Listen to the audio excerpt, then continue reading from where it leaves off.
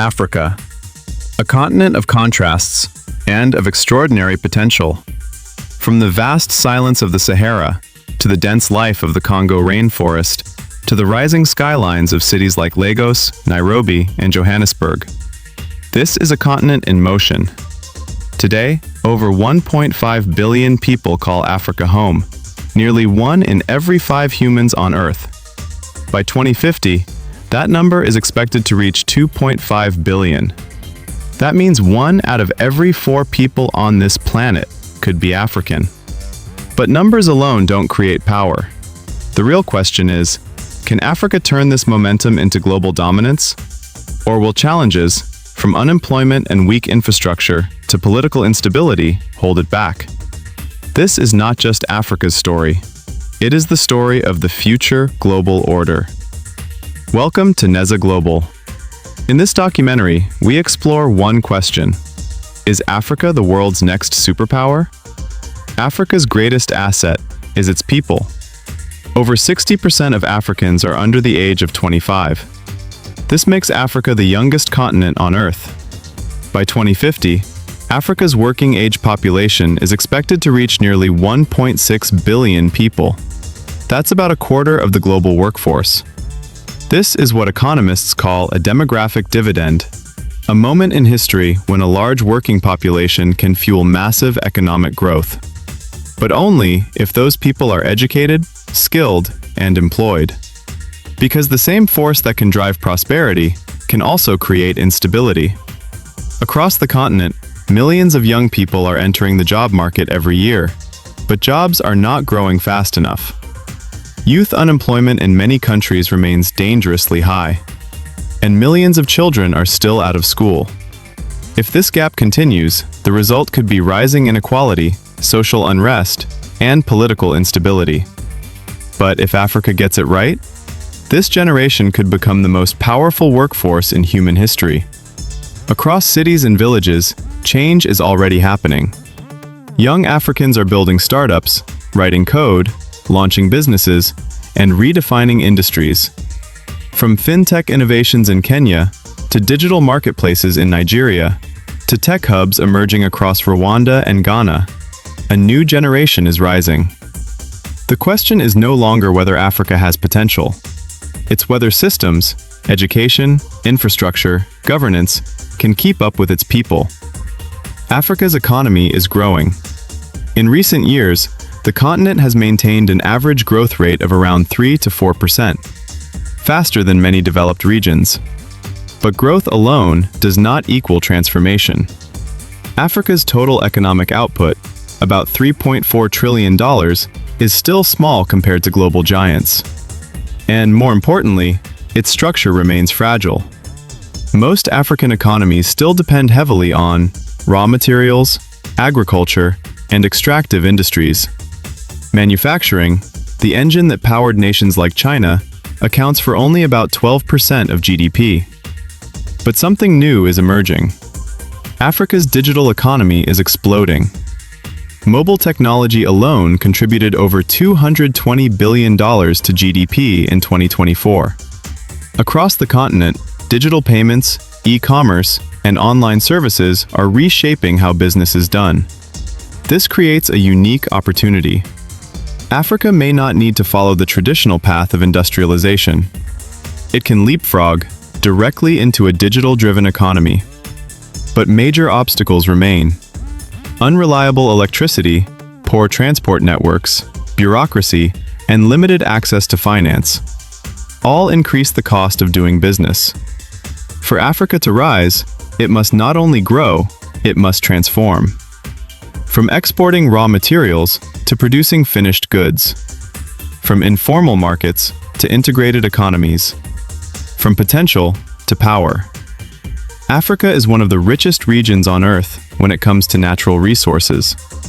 The Democratic Republic of Congo holds around 60% of the world's cobalt, essential for batteries powering electric vehicles and modern technology.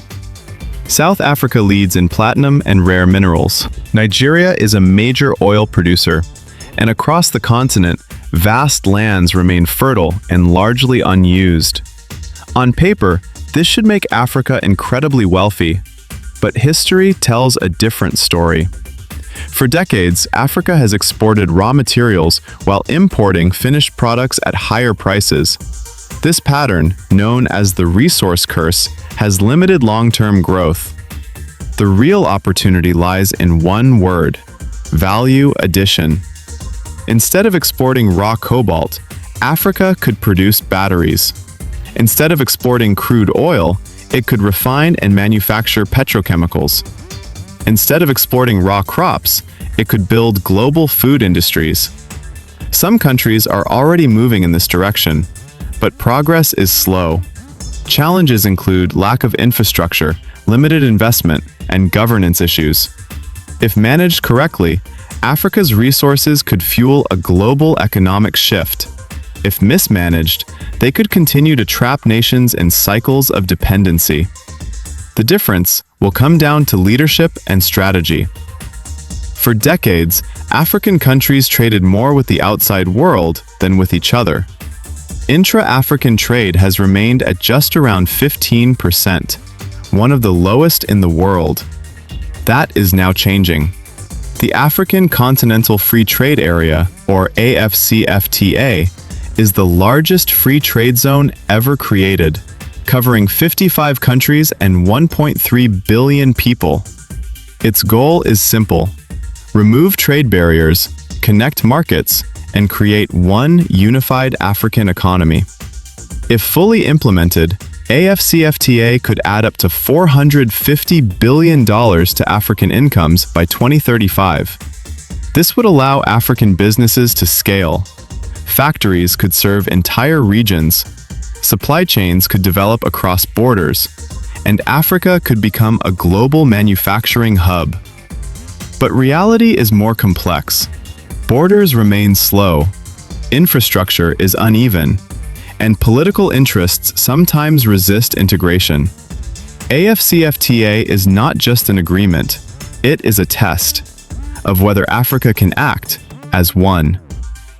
No economy can grow without power. And in Africa today, nearly 600 million people still lack access to electricity.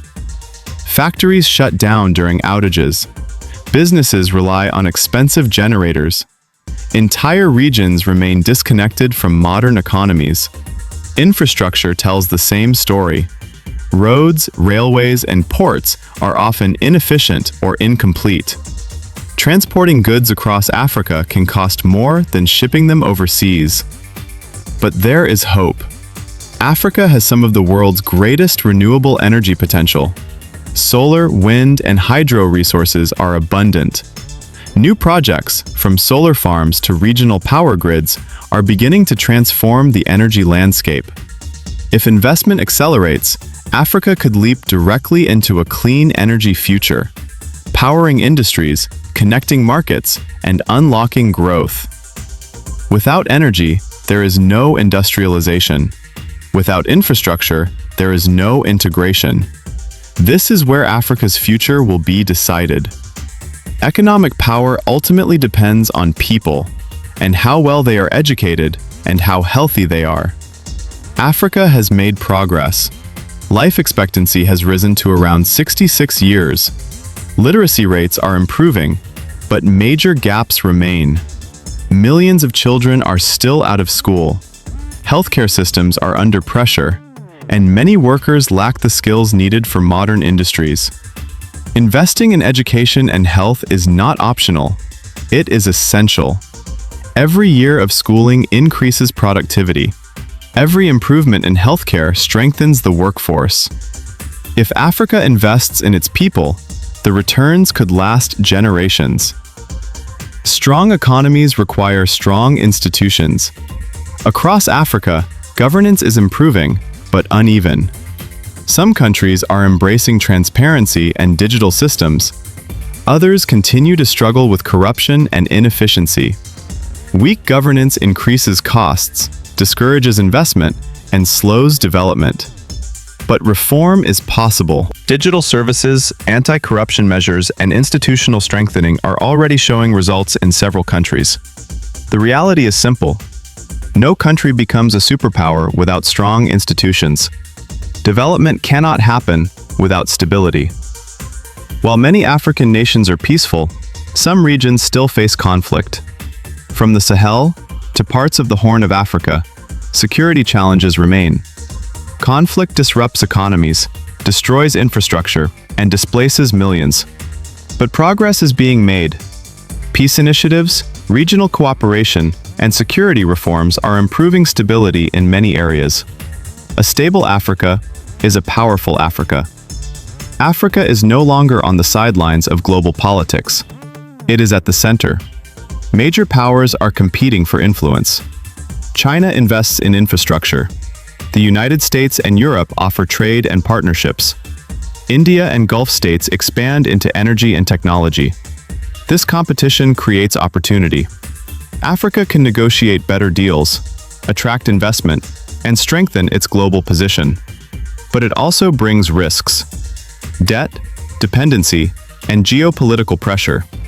Africa's future will depend on how it navigates this global interest, not as a passive player, but as a strategic force. So, when could Africa become a superpower? There are three possible paths. In a best-case scenario, reforms accelerate. Trade integration succeeds. Infrastructure expands. By 2050, Africa could command up to 20% of global GDP. In a baseline scenario, progress continues steadily. Growth improves. By mid-century, Africa becomes a major global player. In a worst-case scenario, reforms stall, conflicts increase, opportunities are lost, and Africa remains on the margins. The difference between these futures is not destiny, it is decision. Africa stands at a turning point, a continent rich in people, resources, and potential.